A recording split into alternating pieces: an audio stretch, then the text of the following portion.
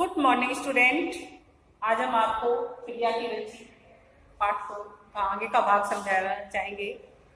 चिड़िया की बच्ची पाठ में आपने सुना कि चिड़िया किस तरह से माधव दास के बगीचे में आ जाती है। जब माधव दास को वह चिड़िया अच्छी लगती है तो वह उसे उसी बगीचे में रोकना चाहता है, लेकिन क्योंकि चिड़िया बहुत भोली है, छोटी है, इसलिए वो वहां से भाग करके अपनी माँ के पास जाना चाहती है। माधव दास ने कहा, प्यारी चिड़िया पगली मत बनो, देखो चारों तरफ कैसी बहार है। देखो ये पानी खेल रहा है, उधर गुलाब हंस रहा है। भीतर महल में चलो, जाने क्या क्या ना पाओगी। मेरा दिल वीरान है, वहां कब हंसी सुनने को मिलती है। मेरे पास बहुत सा सोना चांदी मोती है। सोने का एक सुंदर घर मैं तुम्हें बनवा दूंगा, मोतियों की झालर लटकेगी। तुम मुझे खुश रखना और मैं तुम्हें खुश रखूंगा। माँ के पास बताओ क्या है, तुम यहाँ ही सुख से रहो मेरी भोली चिड़िया। इस तरह से माधव दास उस चिड़िया को अपने पास रोकना चाहता है। चिड़िया इन बातों से बहुत डर गई। वह बोली, मैं भटक कर तनक आराम करने के लिए इस डाली पर रुक गई थी। अब भूल कर भी ऐसी गलती नहीं करूंगी। मैं अभी यहाँ से उड़ी जा रही हूँ। तुम्हारी बातें मेरी समझ में नहीं आती हैं। मेरी माँ के घोंसले के बाहर बहुत तेरी सुनहरी धूप निकली होती है। मुझे और क्या करना है। 2 दाने माँ ला देती है और जब मैं पर खोलने बाहर जाती हूँ तो माँ मेरी बाट जोड़ती है। मैं सिर्फ उड़ना सीखने के लिए आई हूँ, इसलिए मुझे मेरी माँ ने बाहर जाने दिया। बाकी दाना पानी तो वो खुद ही मुझे ला करके देती है। मुझे तुम और कुछ मत समझो, मैं अपनी माँ की हूँ और सिर्फ माँ के पास ही जाना चाहती हूँ। माधव दास ने कहा, भूली चिड़िया तुम कहाँ रहती हो, तुम मुझे नहीं जानती हो। चिड़िया, मैं माँ को जानती हूँ, भाई को जानती हूँ, सूरज को और उसकी धूप को जानती हूँ, घास पानी और फूलों को जानती हूँ। महामान्य तुम कौन हो मैं तुम्हें नहीं जानती, क्योंकि पक्षियों को मनुष्यों से क्या काम।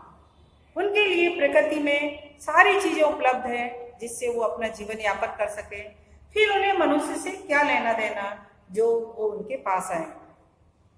माधव दास, तुम भोली हो चिड़िया, तुमने मुझे नहीं जाना, तब तुमने कुछ भी नहीं जाना। मैं ही सेठ माधव दास, अर्थात मैं सेठ हूँ और मेरे पास बहुत सारा पैसा है।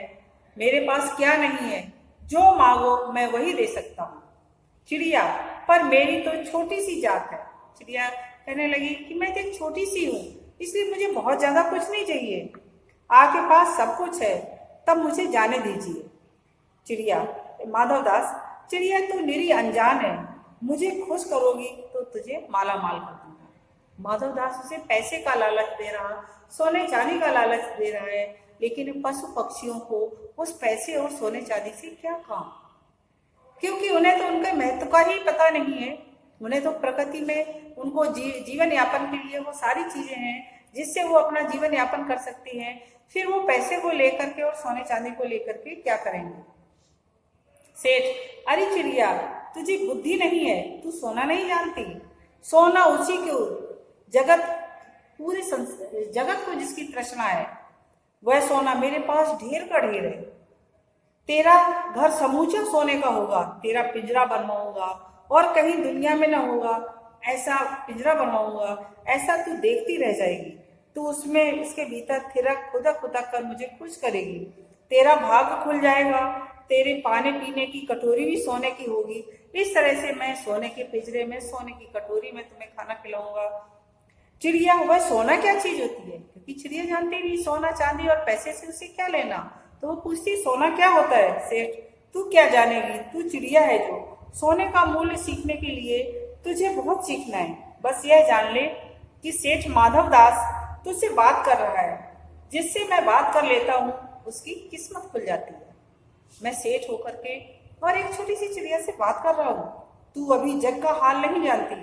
मेरी कोठियों पर कोठियां हैं, बगीचों पर बगीचे हैं, अर्थात बहुत सारी कोठियां और बहुत सारे बगीचे हैं। दास दासियों की संख्या नहीं है, इतने हैं, पर तुझसे मेरा चित्त प्रसन्न हुआ है। ऐसा वरदान कब किसी को मिलता है री चिड़िया, तू इस बात को समझती क्यों नहीं?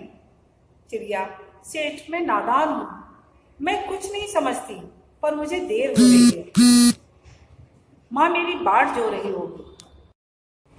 सेठ, ठहर ठहर, आप अपने पास के फूल को तूने देखा? यह एक है, ऐसे अनगिनत फूल हैं जिस पर तू बैठी हुई है, ऐसे अनगिनत फूल मेरे बगीचों में हैं, ये भांति भांति के रंग के हैं, तरह तरह की इनकी खुशबू है। चिड़िया, तेने मेरा चित्त प्रसन्न किया और ये सब फूल तेरे लिए खिला करती है। यहाँ घोंसले में तेरी माँ है, पर माँ क्या है? इस बाहर के सामने तेरी माँ क्या है? वहां तेरे घोंसले में कुछ भी नहीं है। तू अपने को नहीं देखती? कैसी सुंदर तेरी गर्दन, कैसी रंगीन देह, तू अपने मूल्य को नहीं जानती? मैं तुझे सोने से मढ़कर तेरे मूल्य को चमका दूंगा। तूने मेरे मन को प्रसन्न किया, तू मत जा, यहीं रहे। इस तरह से चिड़िया से बार बार माधव दास निवेदन कर रहा है कि हे चिड़िया, तू इसी जगह रुक जा, जिससे कि तू मुझे खुश रखना और मैं तुझे खुश रखूंगा। इस तरह से माधव दास चिड़िया को बहुत लालच देता है, उसे रोकने का प्रयास करता है, लेकिन चिड़िया को उस सोने चांदी और संपत्ति से क्या काम? वह तो माँ के पास जाना चाहती है, क्योंकि माँ सबको प्रिय होती है और सबसे अधिक संरक्षक बच्चे को प्राप्त होता है, संरक्षण तो माँ के पास होता है। इसलिए वह अपने माँ के पास जाना चाहती है, जहाँ वह अपने आप को सबसे सुरक्षित महसूस करती है। इससे आगे का भाग हम आपको बाद में समझाएंगे। धन्यवाद।